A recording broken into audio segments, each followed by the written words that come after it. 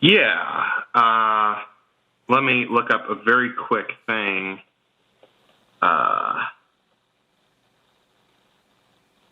Okay. My name is Xalavier Nelson Jr. I am based in El Paso, Texas. I'm 22 years old. I am a Sagittarius, and I have been working in video games for roughly 10 years. I started out pretending to be older than I was, a 12-year-old with a crappy WordPress review blog, and I would get review copies for that crappy WordPress blog and be very excited and was stoked to be a part of this industry. And as time went on, my feelings about that industry, about the way that we make games and the way we see games, not least of all when I officially started making games and doing professional stuff professionally about 3-4 years ago.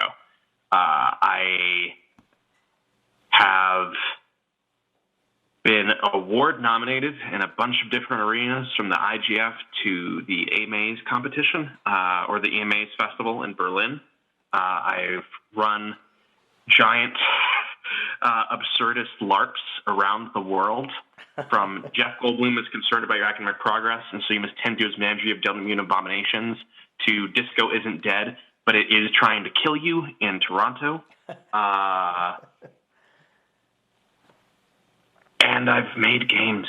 I've realized I've loved making games, and I love making games in such a way that the people who create them are in the best position possible to be human and healthy, which as a medium has not been prioritized or really spoken about until in anything except for fits and spurts until recently. I make video games, and I'm thankful for it. And I'm a direction-level dude who will hopefully is not only in a position now, but will continue to be in a position and be in further positions that allow me to affect this industry positively for the people who make it possible. Yeah, I mean, I think maybe it's obvious. I'll just say it's apparent to me, like, where we really overlap in is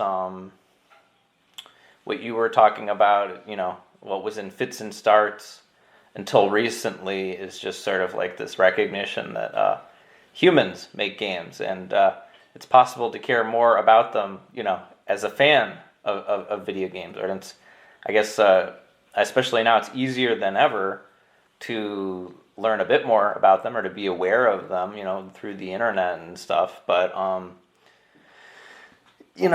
think... I don't know, like, I'm tempted to, maybe I should just ask you, so you say it was in fits and starts until recently, and so what was the sea change that you're thinking of, or where was this line in the sand, where noticeably it was different? A few years ago, when I first started making games, is also when I was trying to get into game journalism still, and it made me realize that basic things I had taken for granted about the game development process and about even my own perspective as a game player were fundamentally messed up. I had no idea how games were made and really the human struggles that made games possible. And that's incredible, because as a member of the audience, as someone who read the interviews, read the magazines, read the op-eds, I deemed myself pretty knowledgeable, but until I was wrestling with variable changes at 2 a.m. On a little Twine game, it didn't hit me just how complicated and strange games were, in that sense that I had been deeply deceived by my own sense of knowledge of video games by playing them. Only increased as I started to make more and more games, as I worked in more and more genres and more complicated titles, and then started building things on my own in 3D with engines such as Unity. I then, based off of these experiences, pitched a column to PC Gamer titled "Making Games is, excuse my French, fucking hard." And it was all about, hey, you know lighting? You know how lights turn on in games? Actually, that's a nightmare hellscape that no one has figured out. and is deeply painful for everybody involved. And all you see is a light that works, probably. Yeah. They took that column pitch, and I was the only columnist for PC Gamer magazine for 2 years, and I spent that entire 2 years, every single month, turning in a new article about dialogue systems, weather systems, lighting, even small things like, I'm trying to think of one thing, cameras, just camera overlays and camera effects. Speaking to the people in the trenches, I spoke to folks who had made licensed engines, people who who could not reveal anything that they were saying publicly, and who knew I could not write their stories, were nevertheless coming to me privately, telling me their stories because they were these human repositories of information, like dams fit to burst, because our industry has kept such a tight stranglehold on information on the actual process that brings the games we play and make and love to life. I had my perspective fundamentally changed by making games and by having these conversations, and it made me more convinced than ever that it's not just exposing more of the humans behind the games that's going to be so important to driving our industry forward, but it's going to be changing in a fundamental way the manners in which we talk about game development, even though we have now surprisingly built an audience which is hostile to those exact changes that would make our industry more healthy. May I provide an example? Please. There was a big old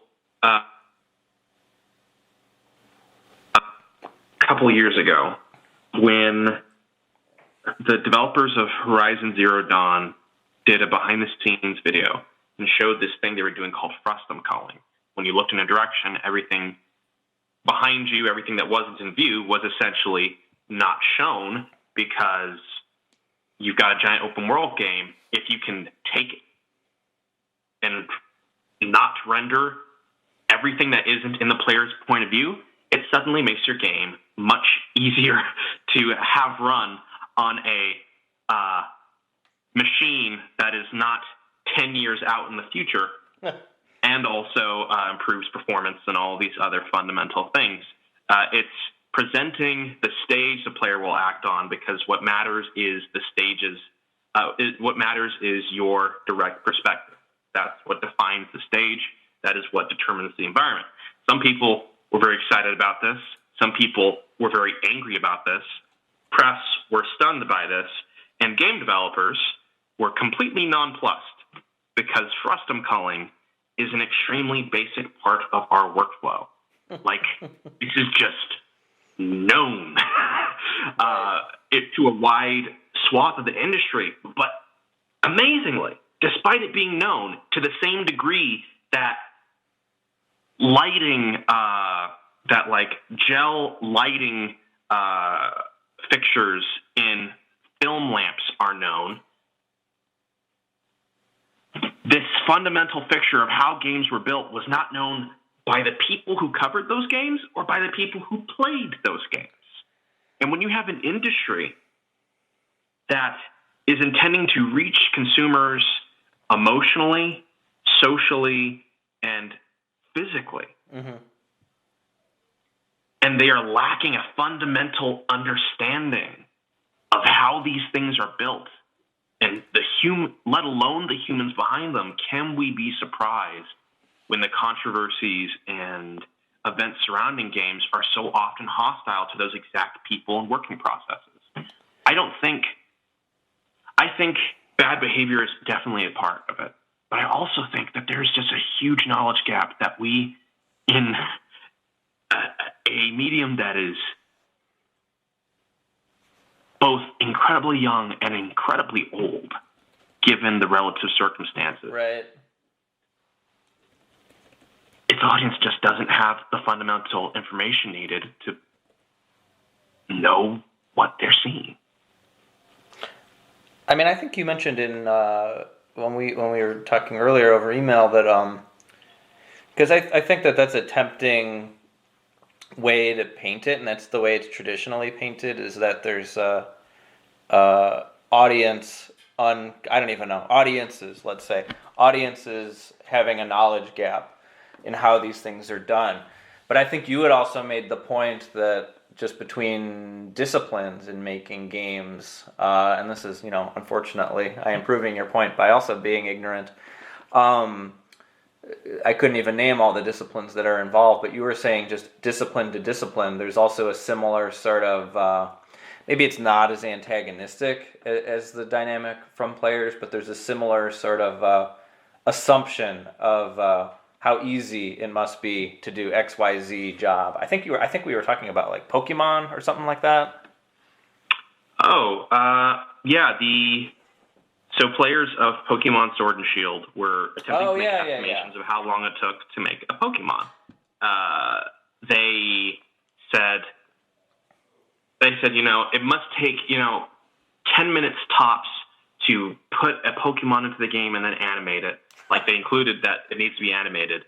But in making that 10-minute estimation, they did not include UV wrapping or unwrapping, something I don't even know about. Light maps, normal maps, all of the things that go into making a modern video game character, of which I've only just named a bare few. Diffusion maps, alterations to character shaders, which can be incredibly painstaking, tedious, mind-numbing, and fragile work. All of that stuff was not in the player estimates. I think partially because they just didn't know.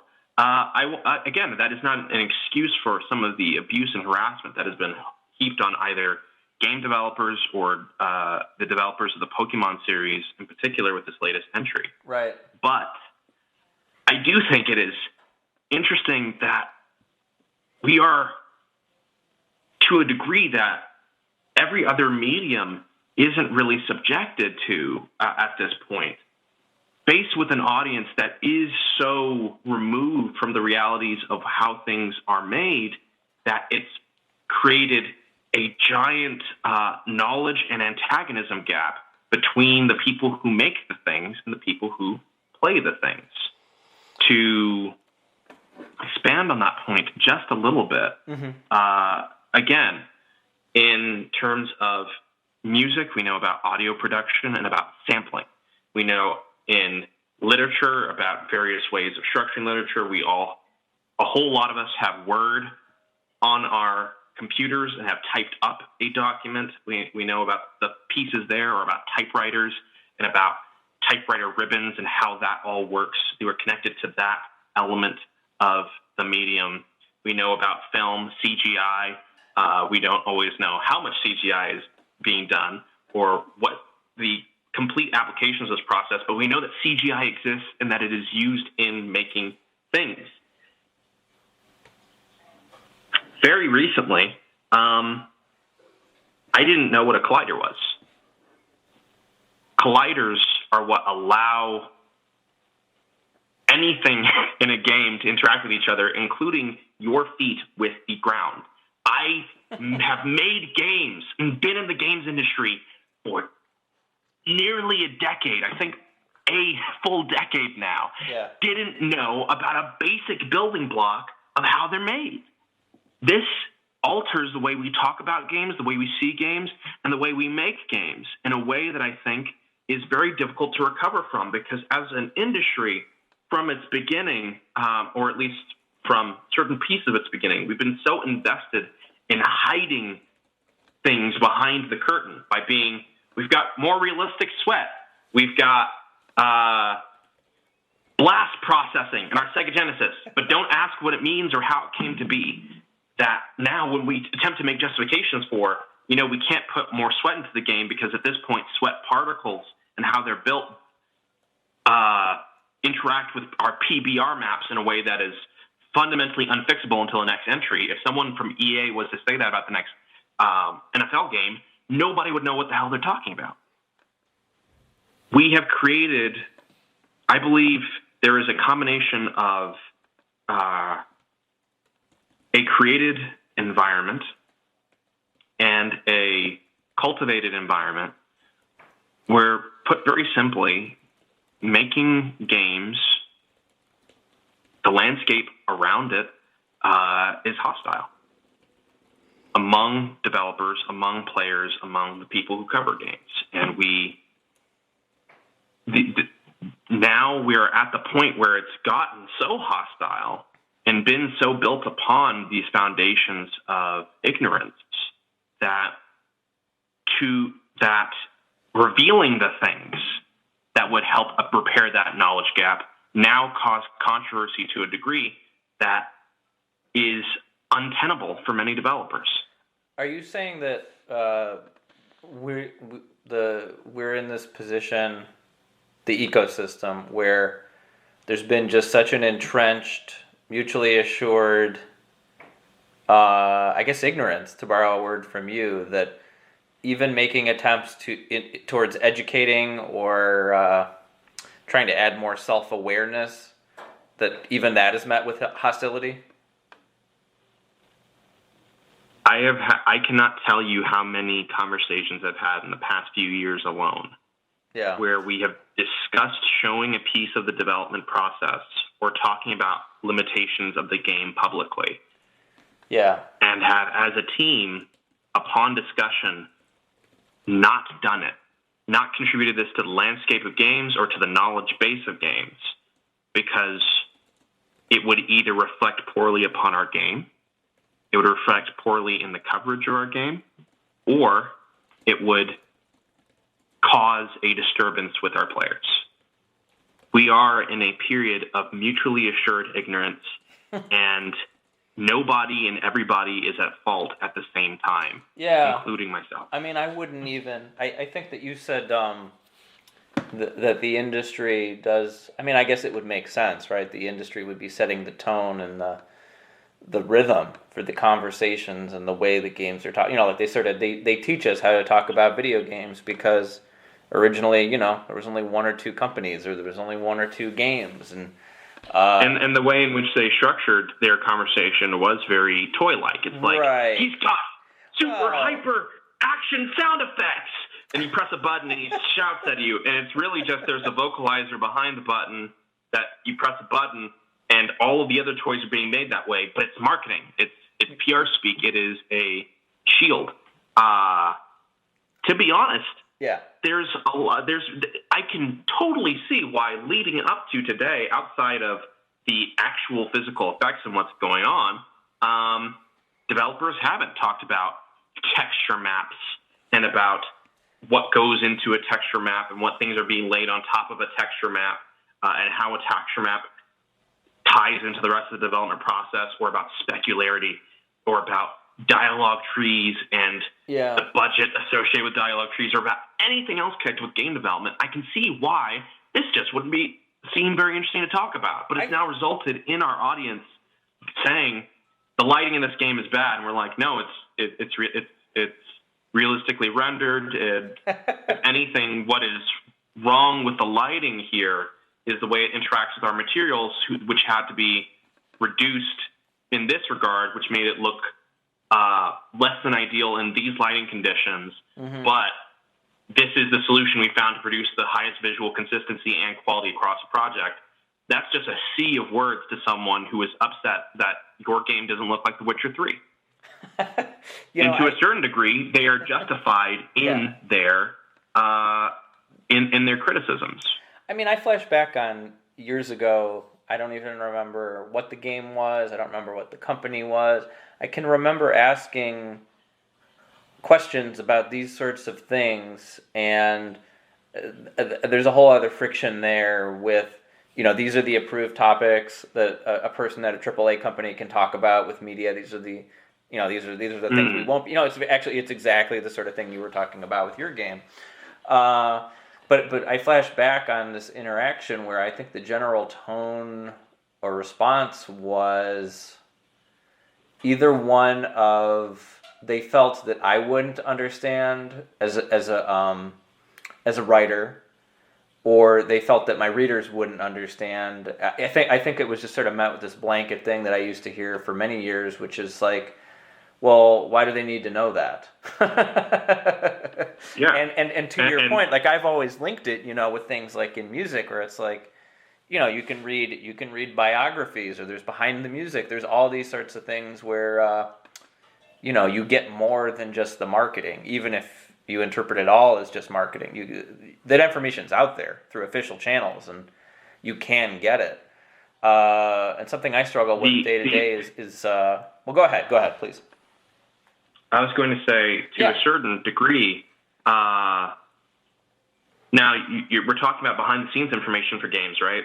Yeah. And what's not available on publicly discussed and released yeah, games. I mean, Imagine all of the games that have been canceled, games that have never been shown to the public, developers who cannot talk about those projects due to very strict NDAs, and all of the things that have been learned or processed, all the things that have been learned, processed, discovered, experimented with on those projects is gone forever in a black box that's never to be opened up by the company.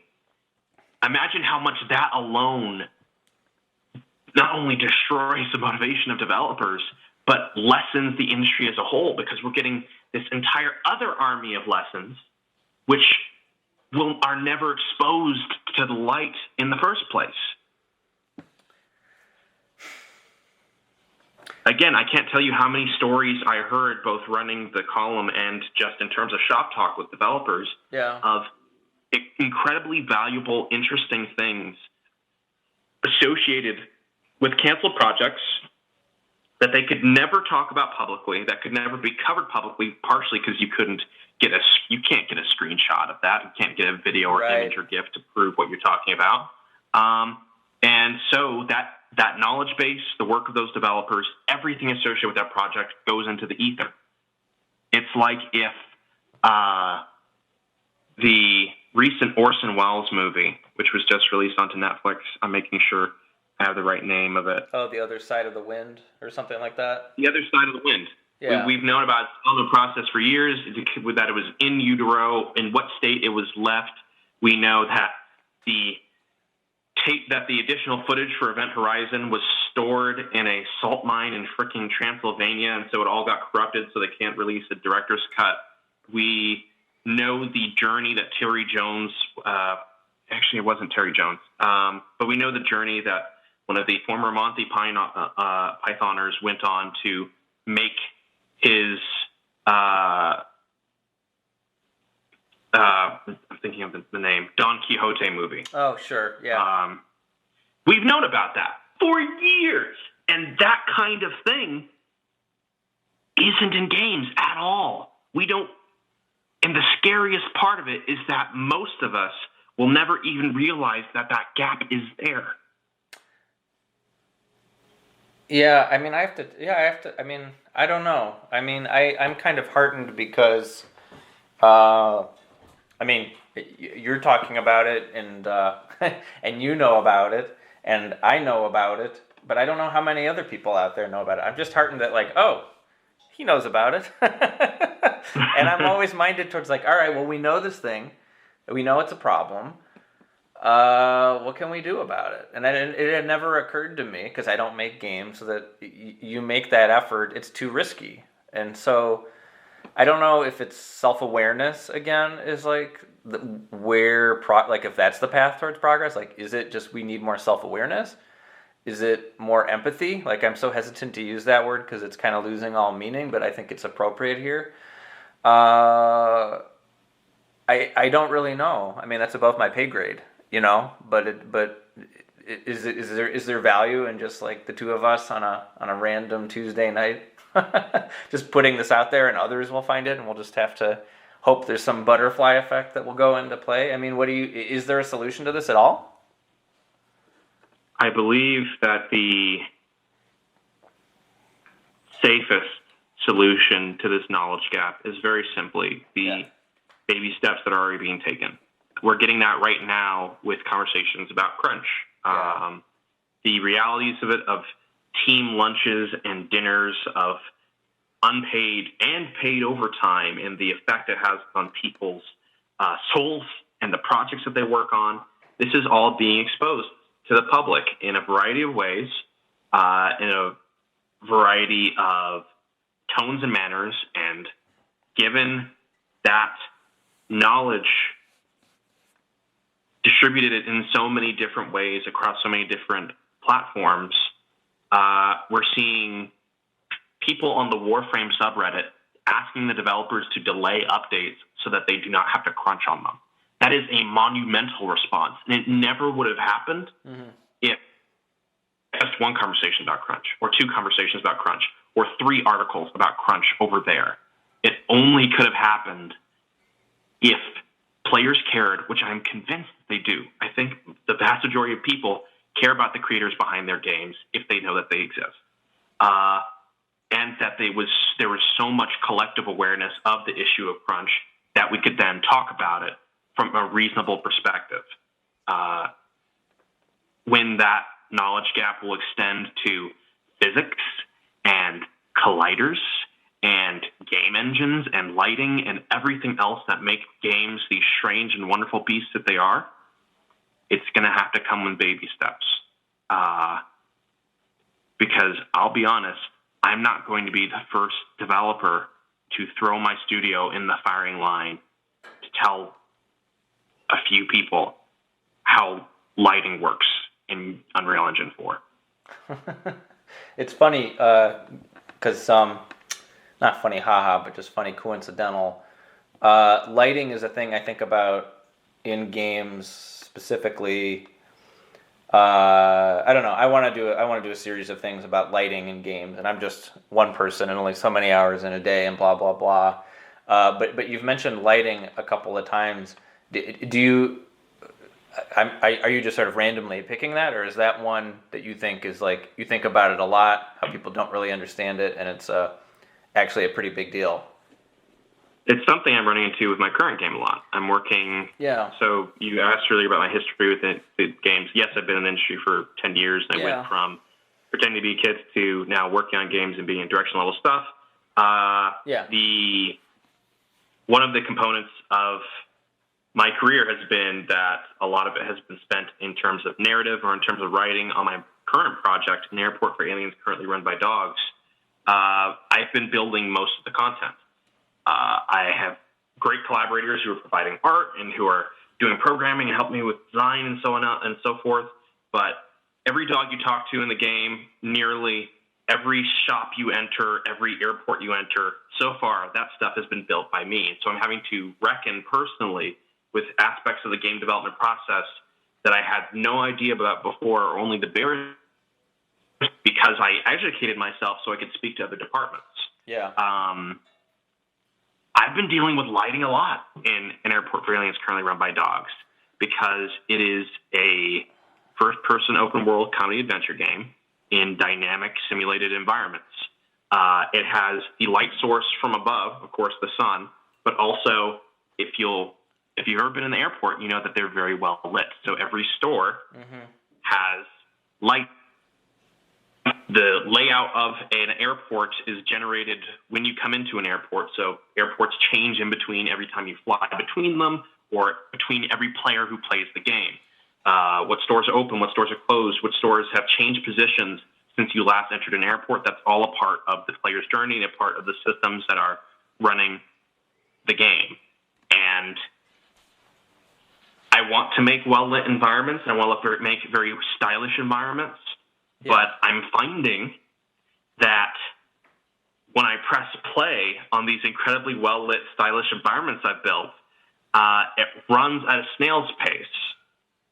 So I talk to other knowledgeable people about it, and they're like, oh, God, you used how many spotlights? They had what range?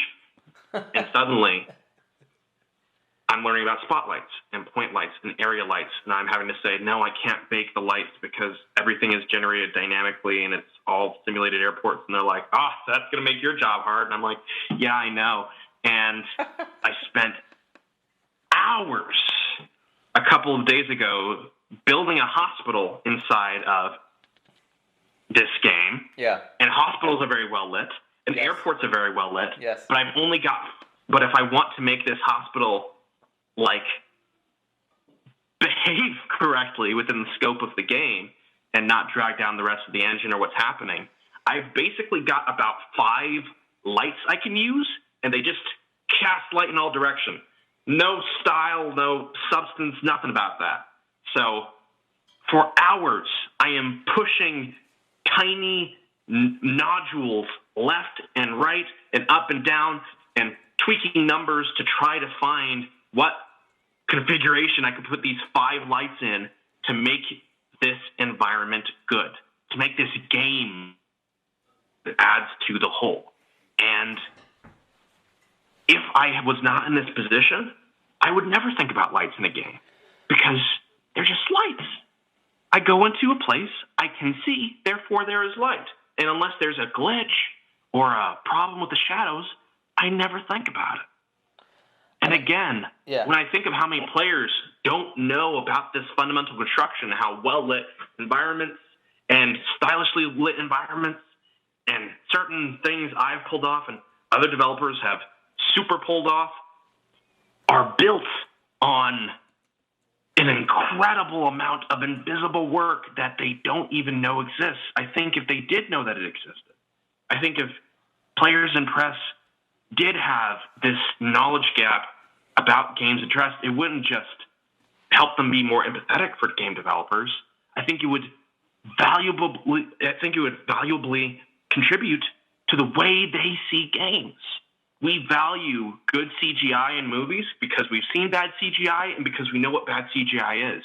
Imagine if we valued lighting in games in the same way, not just because a new system or console comes out and shows us how many polys we can get and how stylish we can make this very expensive process, but because we go like, dang, this game should not work, and yet it does because they did this and this and this, and they used a point light there and a spotlight there, and that's so clever. How did they do that?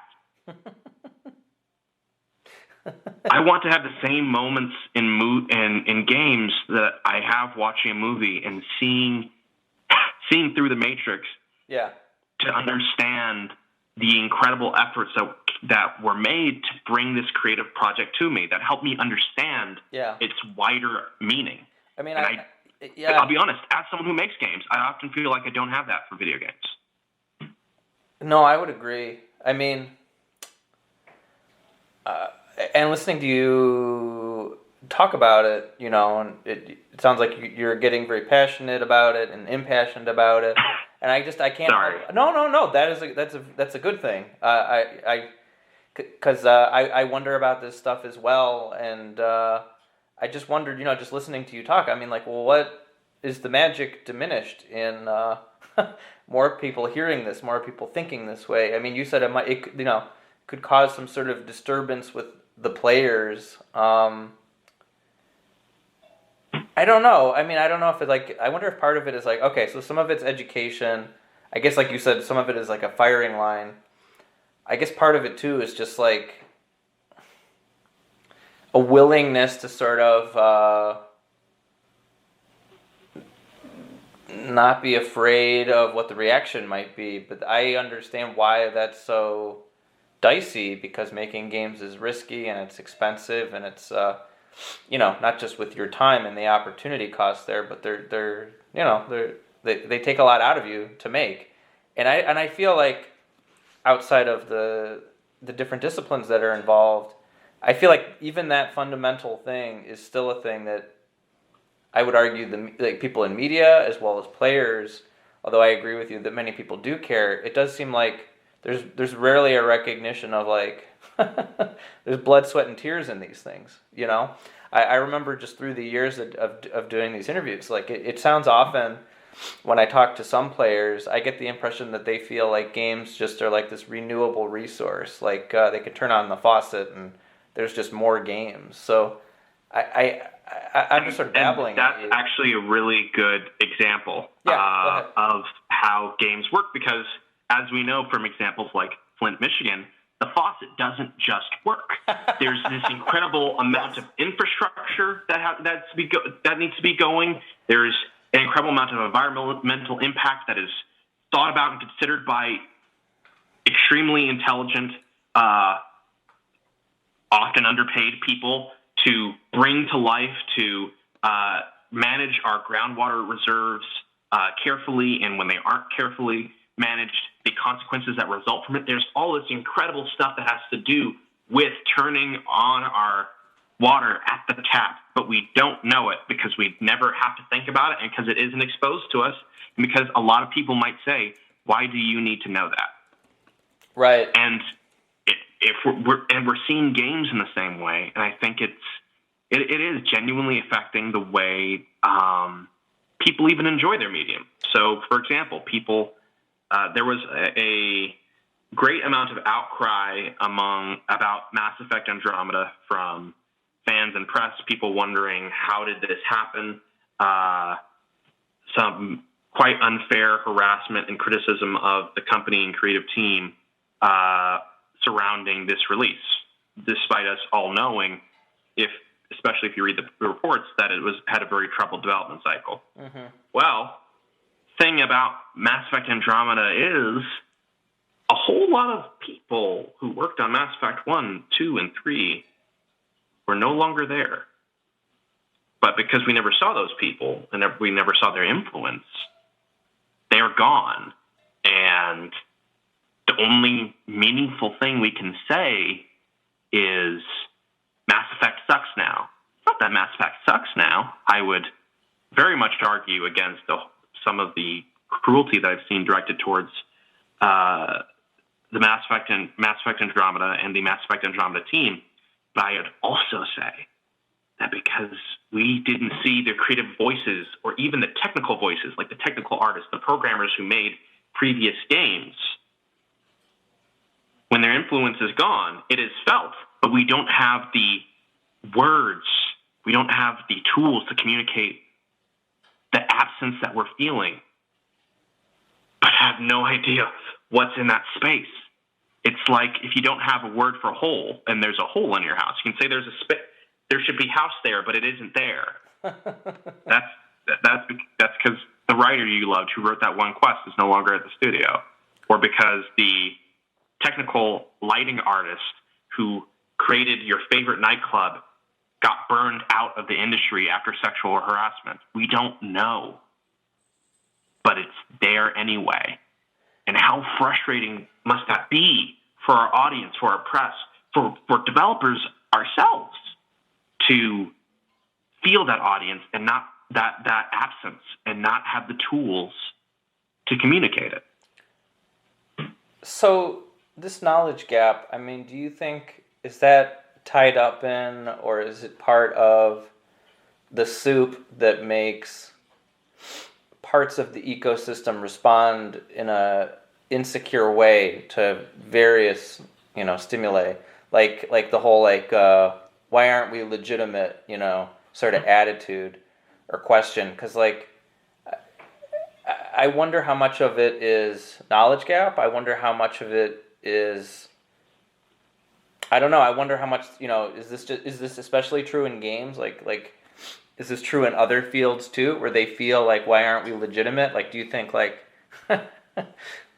in the world of tennis, for example, are people responding to random things in an angry or insecure way? I mean, I suppose it's possible on message boards, but to the degree that it's true in games, I mean, is the knowledge gap part of what's causing that, or is it that and other things too?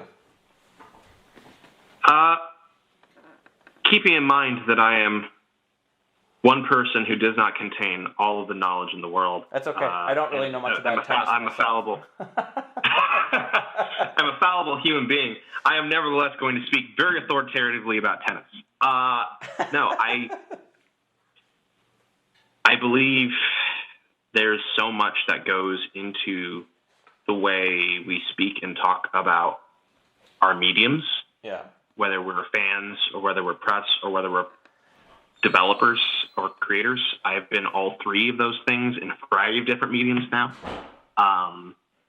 And all I can say is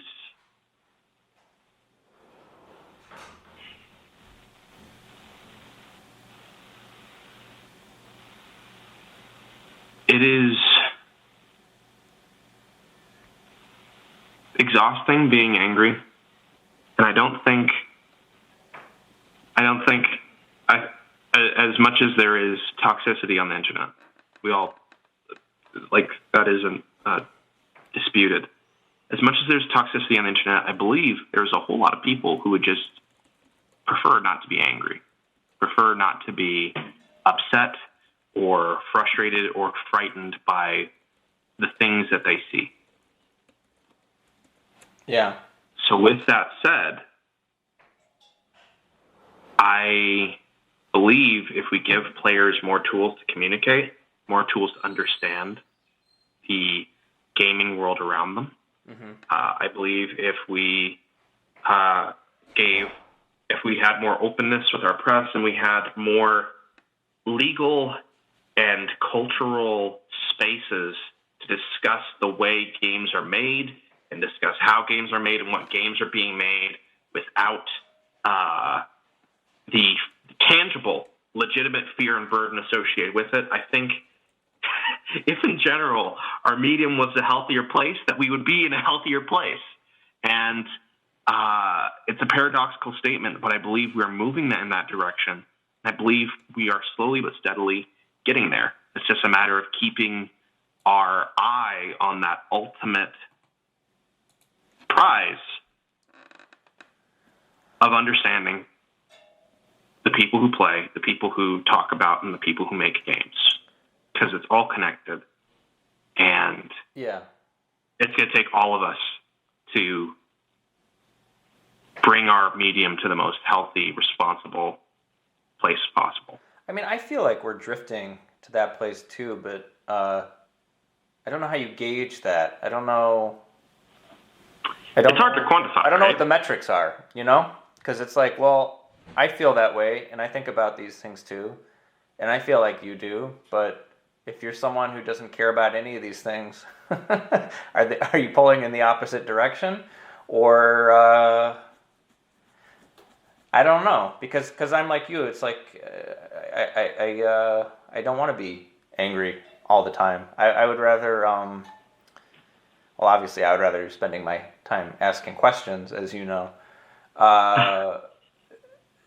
But I guess like what are you basing that on? That feeling? Because I don't know if I could really describe it other than like as the years have gone on, I talk to more people, you know, at random, in and around this ecosystem, sometimes outside of it, and I know from talking to them and sometimes continuing to talk to them, you know, just sort of staying in touch, that like there is this feeling out there. But is it just us? And are we a small group? Are we actually like a growing group? Are we just a bunch of kooks? I think we can base it on. I think this is one thing that's legitimate to base on anecdotal evidence. Yeah. When you have players telling Warframe developers not to crunch, when you have people in the comment sections of websites when delays are announced saying, "I hope this means the developers don't have to crunch." When you see NoClip and the incredible work they've been doing to bring more of the industry to light and more industry stories to light, to do that in a safe and responsible way, to not just tell the stories of games, but of the people behind them, the studios that make them possible. All of that is resulting in this. I do believe that there is a groundswell, and it's happening. There, and you can see it in the increasing access and the increasing awareness of the people who play and make games. Personally, as a developer, I still do have some frustrations with areas where that isn't happening. Yeah. For example, when talking about exclusivity agreements, I find it interesting that people say, this game is exclusive to a certain new PC storefront. I'm very upset now. And then in a year on the dot, it releases on Steam, and they go, they escaped from the clutches of this new PC storefront. I kind of just close my eyes and go, it's been exactly a year, right? And every other developer who was on the new PC storefront also came out in exactly a year, right? You think these things are connected at all, or no? Oh, okay.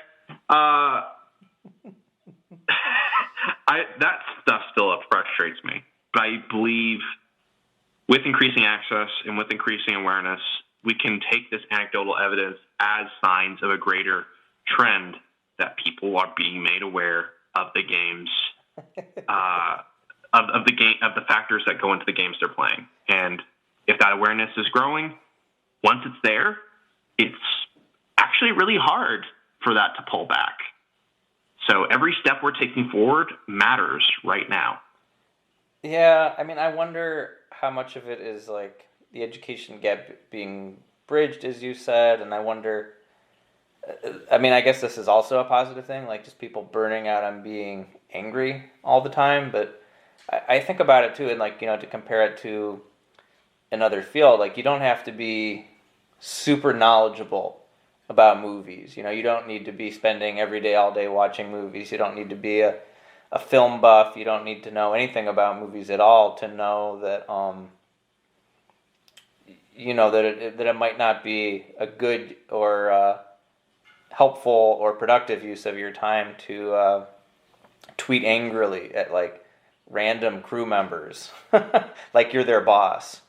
And I'm always so fascinated about like, why is this such a thing, you know, in games, and why does it continue to be a thing? Like, why do so many people, as you know, people grow and get older, why does the next generation of people, as they're aging in, like, why do they also reach this conclusion that like this is a good use of their time and it's it's productive in some way? I don't know that question has an answer, but it's just. So are you referring to? So are you referring to why do people on the internet get upset at things? I guess broadly, but I guess I'm just saying like I feel like I don't see people online like just retaliating at random crew members on a movie. They do. They do it for musicians. They do it for everyone. There's. Well, I mainly know about tennis, so.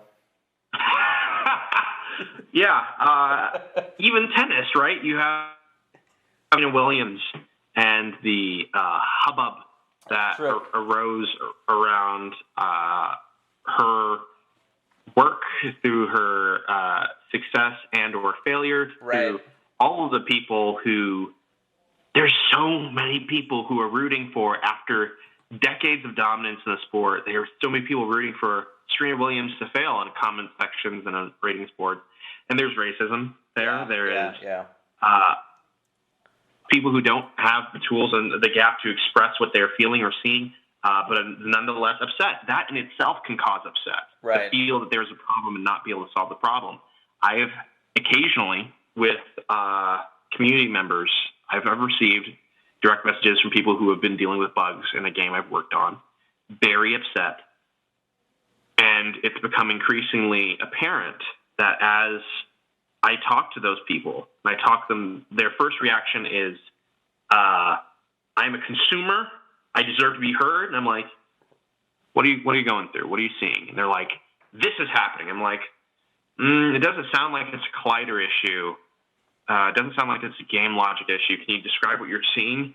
And as we go through their problem, their tone changes in a fundamental way. What I wanted to say was, when I click on this thing, my game breaks. And because of how my computer works, that means I can't progress any further in the game.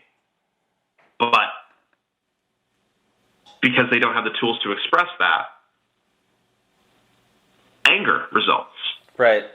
Frustration.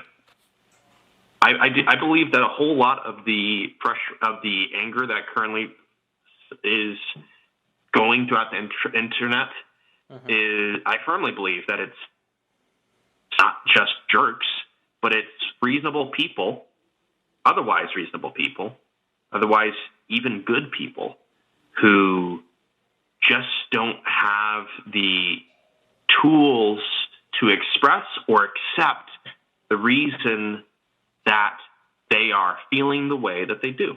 Right. When people felt very threatened by new Star Wars entries, there were some common rallying cries that were introduced or brought up. But I am fairly confident that there were perhaps an equal majority of people who, looking at these new Star Wars sequels, looking at what they were facing, which was in many ways a possible invalidation of their childhood, of their feelings, of their idea of even what it means to be heroic in a film, let alone a sci-fi film or fantasy film. They faced all of that, not having the tools to express it or accept it or understand it. And what resulted was anger, which went on the internet.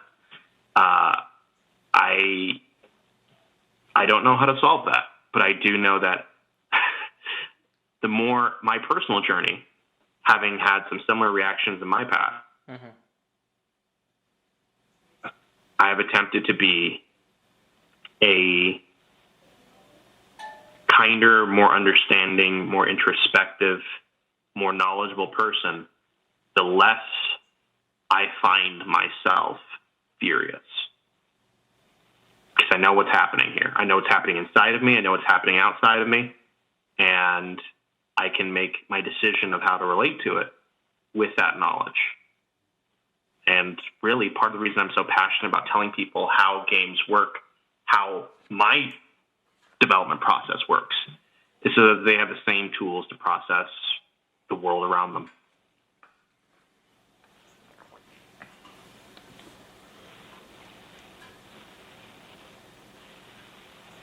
Hello? I'm here. I'm processing. I'm processing, and also I'm just like, oh, well, if you want to be a grown-up about it, I guess that's one way of spending time.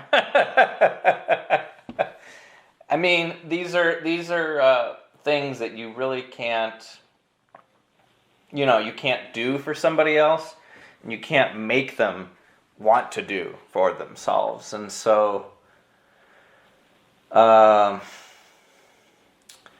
I don't know, because I think like really like the pattern of what we've been talking about, and something that I know I wanted to ask you about was that you had just sort of mentioned there's this idea out there that AAA games are somehow creatively bankrupt. You were just talking. It's one of the things that frustrates me most in video games. I was just gonna say, like, I feel like the pattern this weaves in. Oh, go ahead. Just go ahead. It's fine. I can talk to you later. Well, I was just going to say, it even comes from the indie side that AAA games are somehow creatively bankrupt, or some such opinion. And dear God, that's not the case. You go into your thing, and then we'll go into my thing. We'll do the thing. This is what that's what happens in a podcast, I assume. We now present the things. I just feel like the pattern that we've been laying out is X group being dismissive of Y group for Z reason, and it almost feels like there's this push-pull between, like, well, here's the Platonic ideal of what games should be, and here's the Platonic ideal of what people should know about games. And it's always kind of confused me a bit, because at the end of the day, whatever reason you're playing games for, why would you stack them up in a way where you're enjoying these things regardless of how much money went into them? So I mean, I personally just wish that these sort of, maybe it's not reasonable, but it's like, I just find it's not a very useful way of thinking about games as far as like how much money went into them, Yeah. But that we get caught up in like they're inferior. I mean, a lot of it reads as sort of sour grapes, or I don't know, because you were just saying that they have critical. Yeah, go ahead. I think it's misapplied scales. So we understand that a Marvel movie it is discussed and should be evaluated somewhat differently than a new A24 movie, right? From The Lighthouse. Sure. They're different types of movies, work on different scales with different creative impulses, with different audiences who have different ways of relating not only to the thing they're into, but to the Marvel movie or to the Lighthouse movie. Audience members from both movies will have different ways of relating to each other's movies as well. Right. And we all kind of naturally understand that. In music, there's people who love pop, there's people who love country, there's a lot of intersections, but there's also a lot of very stringently held dividing lines between genres that we quickly picked up in a lifetime of listening to music and to hearing people talk about music. I mean, but why can't we just be omnivores though? You know, like no one's saying only Marvel or only A24. You know, you can like both. Well, for video games, yeah. And this is partially because storefronts are rightfully, thankfully, putting indie projects and AAA projects on the same level. But I released Can Androids Pray Blue, a 15-minute narrative game about two angry femme mech pilots at the end of the world and God, onto Xbox One last month. The game is done well, like surprisingly well, which I'm very thankful for. But due to the way the Xbox Store works, my game is next to like Witcher 3. So as an audience for games, I don't believe that we are yet seeing the dividing lines between genres and the naturally imbibed culture and audience differentiators in the industry, which does mean you can have a whole bunch of really fascinating crossover hits, things like Undertale, things like the Stanley Parable, that it seems everybody has played and that effortlessly smash sales records and get widespread attention no matter where they're released. Right along with the big boys made by Microsoft and Nintendo and Sony and so on. However, the side effect of that is that we are evaluating Undertale and Stanley Parable and Can Androids Pray Blue in the same way, with the same breath sometimes, that we are talking about The Witcher 3. You see some of the most toxic opinions in games come from these comparisons. I had so much better of a time playing X indie game than the new Ubisoft game, which is just another sequel, which is absolute bull. It isn't bull that it was your favorite experience, but saying that one is objectively better than the other or more emotionally resonant is dubious at best. But because they're both evaluated on the same playing field, it is natural that these comparisons would occur. I mean, I guess that's just a ripple of the earliest ways, or at least the earliest ways that took hold of how we talked about video games, which is to evaluate them as technical products, you know, almost like they're cars, and to deny any other way of thinking about it angrily. Like it irritates you that someone else wants to think differently. Yeah. This is where early number-focused conversations came around, right? Remember, there was this span of like 5 to 7 years where games were all about numbers. There's 30-plus galaxies, each with 79 space stations and planetary bodies. This year, we can generate 30,000 polygons for every athlete on this sports field. There was a period in games, and I think to some degree there might still be a point at which it hasn't gone away. I mean, it's true, like polygons, pixels, etc. But I remember, I guess it's last decade now, you know, No Man's Sky, like a lot of non-video game places writing about it, more mainstream focused outlets, they latched onto it. But I can remember so many headlines that had had a different sort of number in it. 18 quintillion planets. Yeah, and isn't it weird that doesn't it show how much of a software-defined industry we have been, that instead of, like, for a movie, we ask, what's it about? Yeah. For a game, we'd ask, can it run at 60 FPS? It's ridiculous, because do emotions run at 60 FPS? If that's later scientifically proven, this is going to sound ridiculous, but I sure hope they aren't. I really hope emotions don't run at 60 FPS. But those are the types of standards we are leveling at games, given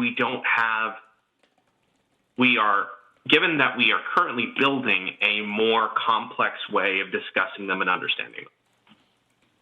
Yes, I agree. I think this does tie into the legitimacy argument significantly. Because there is a large segment of games that of inferiority, it is, in some sense, blocking our development as a medium. Because when you feel something is not, when you feel that something is not mature or is not meaningful, you must then inject meaning, which usually means injecting yourself, which usually means creating a platform around a thing, rather than discussing the creative project itself. I've talked to a multitude of Ubisoft employees, some of the loveliest people you'll meet, and talking to them about games and what they're passionate about and what's happening, that's great. And then you talk to them about how their own games are received, and you see this sigh, this physical sigh that comes over their bodies. I met someone who worked on 3 Assassin's Creed games, and they started talking to me about all of the things that changed in between the 3 Assassin's Creed games, from not just the story and the setting, which is massively expensive, which is basically a complete overhaul, but also how jumping works, how movement works. I'm making a game. I would be terrified to change any of that right now. And they did it on a yearly schedule at a certain point. And then this person, very passionately discussing what they had made and what they had worked on, the sigh came back over their body, and they said, and no one saw it because it was an Assassin's Creed game. So when they talked about that Assassin's Creed game, they either talked around the Assassin's Creed game or saw it as a, artless mass media cash grab. And games are more complicated than that. And the people who make them deserve more recognition than that. I mean, it's weird. I was going to ask too.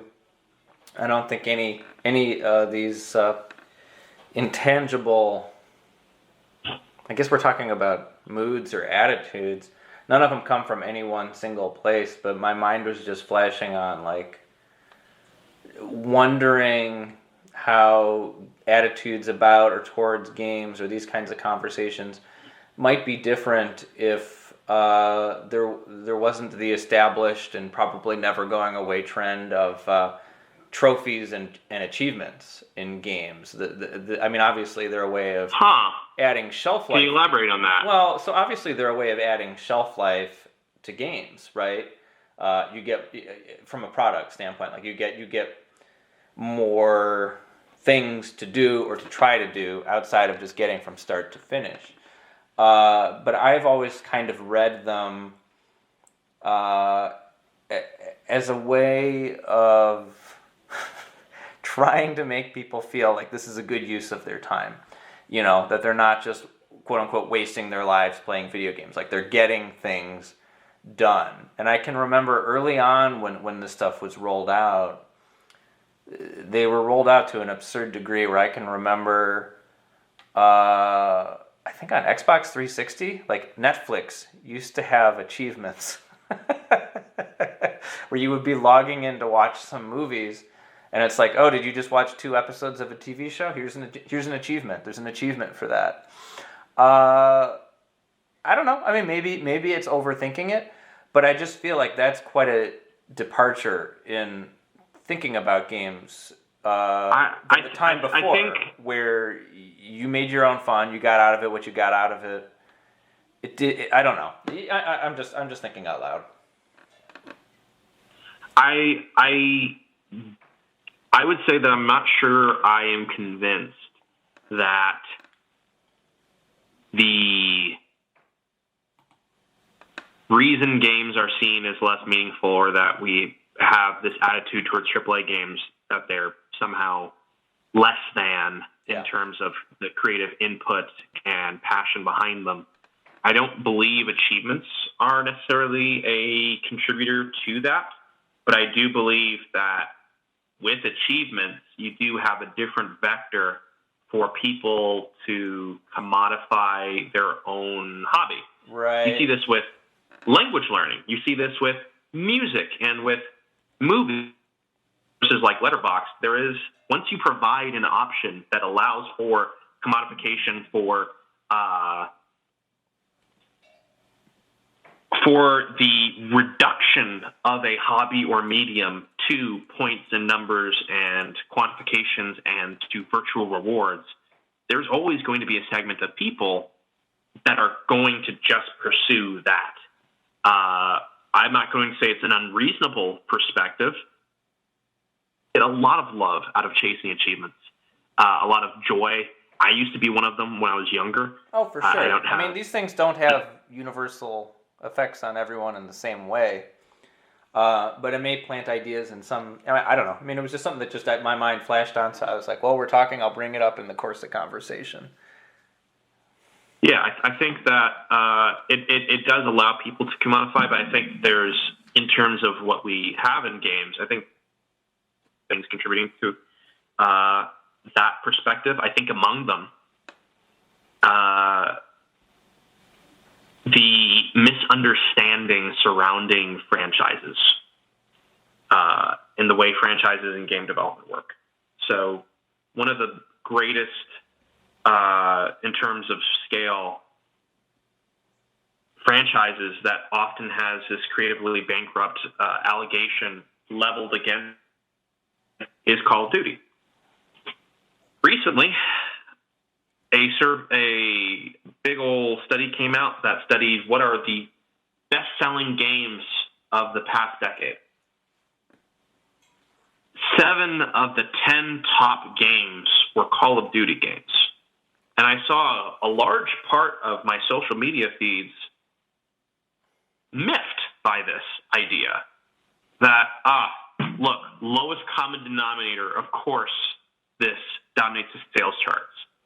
But if you were to dig into those games, which is something I did, you suddenly get a very different picture of what is supposedly lowest common denominator, supposedly creatively bankrupt. Right. For all of the criticisms, rightful and not, leveled at Call of Duty, you had entries that added branching plots and elements into wildly branching campaigns moving across multiple timelines. You had games that added entire different modes of play, games that revamped fundamental parts of their multiplayer and technical systems. You had games that introduced wholly different structures, wholly different mechanics and ways of moving between states of play. And that stuff just gets written off because it still, quote unquote, feels like Call of Duty. Because I wrote about this for, by the time this comes out, my article about Tony Hawk's Underground for Polygon should probably be up. Tony Hawk, it's easy to forget, was one of the very first yearly franchises that I think really hit games that wasn't just a sports thing, because the Tony Hawk games, there was Tony Hawk's Pro Skater 2, and then Tony Hawk's Pro Skater 3 came out a year later. Then a year after that, you had Tony Hawk's Pro Skater 4. Then a year after that, you had Tony Hawk's Underground, and Underground 2, and so on. It wasn't following it didn't have the impetus of a FIFA or a NFL game to be a yearly. They made a yearly franchise out of it. And once you got past those first few entries where people were like, oh my gosh, how the heck does Tony Hawk exist? This is so good. Novelty had to be injected because perfection, because quality could be taken for granted. It's like, oh, I've seen a Call of Duty. Therefore, all this other stuff, they just piled it on, even though the stuff they piled on, radical, in some cases, incredible achievements. As an industry, even our own attitudes among the press and developers and players of these games are writing off our creative achievements, and it's hurting our medium. Because I'll be honest, although this does happen in film, I don't see people saying Marvel movies and A24 movies should not exist. Right. They don't. There's this town ain't big enough for the two of us. One of them has got to go. I don't see that perspective, and I don't see it upheld from a mass audience because it's ridiculous. Because different movies are loved by different people. Yeah. And a Marvel movie has a whole lot of time and love and passion injected into it, despite being another giant franchise owned by Disney. And that's one thing I would like to see brought more into games. These things both deserve to exist. Mm-hmm. It's just hard right now. I'll say even for myself to accept the idea that there are games that are not for me. There are entire genres which will never be open to me as a player because they aren't made for me. And that means the inverse of that is that they are made for other folks. There's other people who get so much out of these genres and ways of seeing games. I would never want to take it away from them, and I'm glad that I am part of an industry that allows both of those perspectives to exist. Yeah, so that's one way to tell you apart from Martin Scorsese, then maybe. Although he may, I won't say that I'm better than Martin Scorsese, but you could say that for me, and I would nod quietly. You can. That's a Paul quote if you want. Well, I just have one last question here for you to try to stick to the time that we had mentioned. Unless there's something else that you wanted to bring up and also touch on.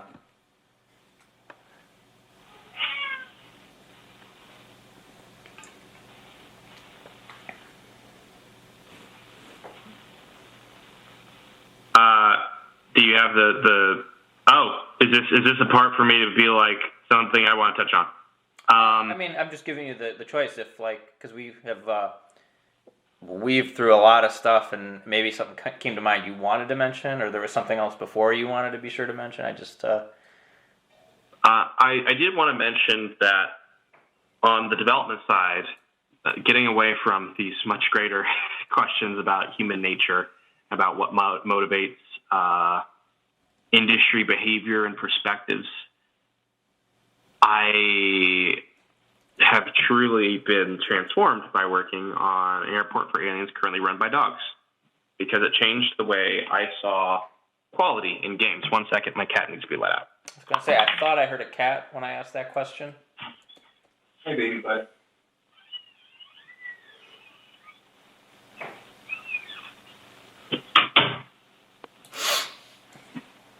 So, you're familiar with the term the Citizen Kane of games, correct?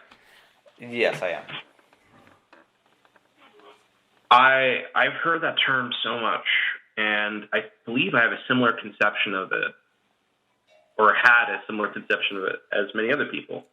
That the Citizen Kane of games, the game that makes everybody turn and look and say, you know, them video games, That's an art form right there.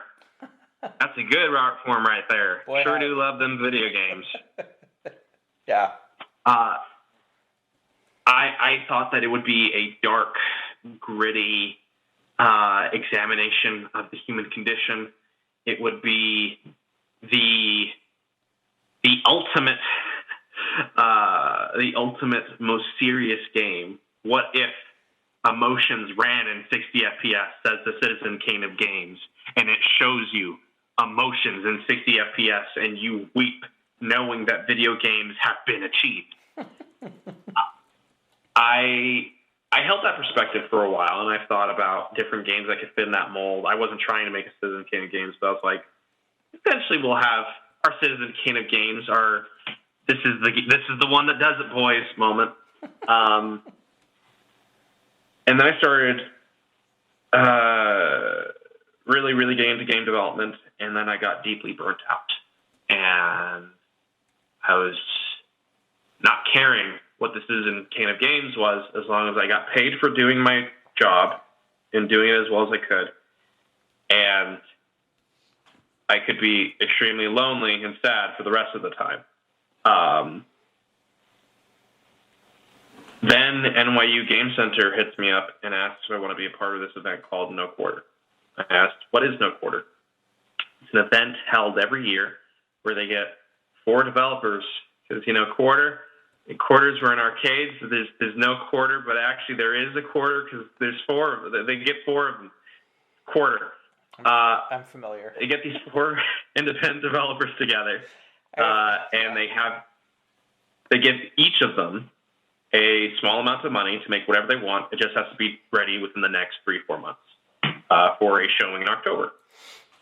And I was deeply burnt out and had a lot on my plate, but I said yes, partially because the pedigree of this event is incredible. This is where Nidhogg debuted. This is where almost every name brand indie from Vlambeer on has made an appearance. I said yes for those reasons, but also because it's generally like a once-in-a-lifetime chance. Someone knocks on your door and says, hey, do you want to make something really weird? You can do whatever. Just have it be ready in time. Also, we will give you a small amount of money. Next thing I know, I'm making a game about an airport for aliens. And I've always wanted to make this game because I've been in enough airports for them to break my mind. When you've spent a lot of time in airports and realize these idiosyncratic artificial ecosystems that are both built for humans and around humans and totally not for humans, that see thousands and thousands of people pour through them every day. When you've been in enough of them, it breaks your perspective, and it makes you see the world in a fundamentally different way. And I was like, what if, much like myself, I had you occupy airports in a bunch of strange locales, operating on logic that you can recognize, but is a little bit uncanny, with languages around you don't quite recognize, but you come to understand as you navigate through them more and more. But instead of it being you going through the airport in Tokyo, you're going through alien airports. And I needed a temporary image for the receptionist while we were getting the fundamental systems in of the game at the start. And as a joke to myself, I used a giant black and white photo of a Jack Russell Terrier. And the thing is, because this is the first game I've built myself in 3D where I'm building content and whatever, I didn't realize how large the player is supposed to be in relation to other things. The next thing I know, when I first test the game and press play, I am roughly 2 feet tall, and there's an 8-foot tall Jack Russell Terrier towering over me, asking me if I want a ticket to Uranus. And I at first reacted with incredulous laughter, but with fully intending to make the serious game after that, the game that made you feel airports, the Citizen Kane of games and airports. But after a certain point, as I got deeper into development and then deeper into using more dogs, first ironically, then extremely sincerely, to fill out this airport, I asked myself, I said, can I do this? Is this legal? Can the entire game be stock photos of dogs? And now Polygon called it one of the most anticipated indie games of 2020. US Gamer called it one of the best indie games at PAX South. It was the biggest cultural magazine of Italy somehow found the game and called it one of the most anticipated, exciting games, period, to be in 2020, alongside like Cyberpunk 2077 and stuff. I spent so long being burnt out in trying to find the right way to make games that I didn't realize that games can be extremely stupid, and that's okay. I've never made a game where the entire development process was just asking myself, what makes me happy today? What's going to make a player happy? I want a cup of coffee that's bigger. I want a player to be able to order it by making a very complicated coffee order, because I want coffee to work in this world by the more complicated your coffee order is, the larger the coffee cup you were given. And I'm just going to spend the next 3 hours making gradients of different complicated coffee orders, and then finally a coffee cup as large as the building that you can then use to rocket yourself into the air and like jump over buildings and stuff when you throw it at your feet, because for a quantum moment you and the coffee cup occupy the same location, and then the coffee cup rejects you, sending you flying. I've had my perspective fundamentally change on what the Citizen Kane of games is, and I'm not going to say that an airport for aliens currently run by dogs is the Citizen Kane of games. You can say that. I encourage you to, but I'm not. What I will say, though, is that I didn't consider that the Citizen Kane of games could be a game built on joy. I didn't realize that the Citizen Kane of games could be one whose development process was improvisational rather than a brutal death march through a crunch-heavy environment surrounded by 300 other people doing the exact same thing to bring some creative thing to life. I could be working in such an environment right now, but instead I'm making this, and whenever I make it, I'm happy. And I never considered that maybe the most valuable development process possible, one of the healthiest development processes possible, one of the most meaningful and emotionally connective value processes possible, was one built on making the people who make the game happy. And that happiness spreading to the people who play the game, because joy is an emotion too. That's all I wanted to say. Yeah, I mean, it's funny because I feel like actually that does a better job of teeing up what the question is. Because I ask everyone this as the last question. There's just a funny contrast here between the heaviness and then the lightness that we just right turned into. I think some of this touches on what this question is getting at, which is just a very open-ended question of what have video games accomplished?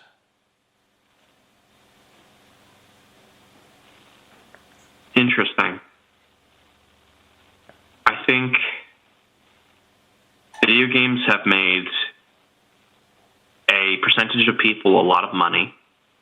I think video games have touched an incredible amount of human beings across this planet, now and in the past and in the future, emotionally and tangibly.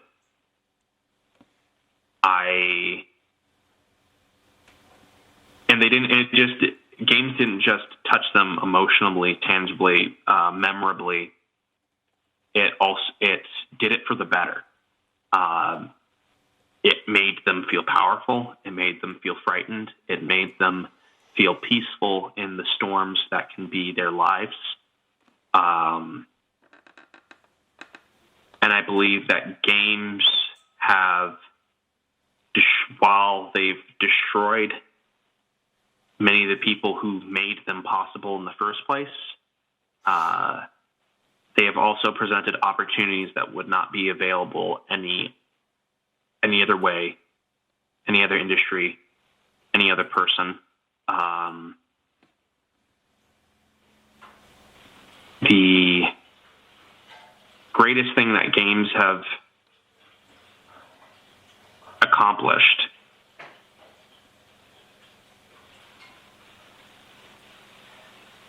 is that they have presented a series of dreams to people around the world